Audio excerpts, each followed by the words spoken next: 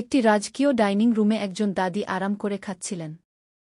হঠাৎ একজন অশুভ জাদুকরী, যাকে আমরা ম্যালিফিসেন্ট বা ডাইনি বলতে পারি, এসে তার মাথায় এক নীল রঙের জাদুর তরল ঢেলে দেয়। সঙ্গে সঙ্গে দাদি একটি ব্যাঙে পরিণত হন। এরপর ডাইনি নিজের গায়ে সেই তরল ঢেলে দাদির রূপ ধারণ করে এবং আসল দাদিকে ব্যাঙ অবস্থায় সমুদ্রে ফেলে দিয়ে অট্টহাসি হাসতে থাকে। ডাইনি দাদির ছদ্মবেশে বাড়িতে ফিরে আনন্দে নাচতে শুরু করে।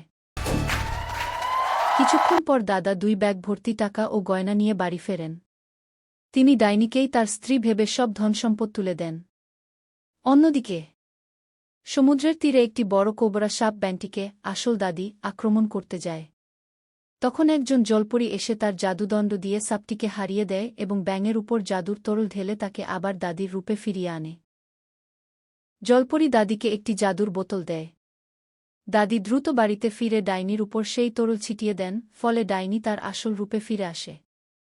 শেষে ডাইনিকে বন্দী করা হয়। You cannot hold me! These chains will break! My power!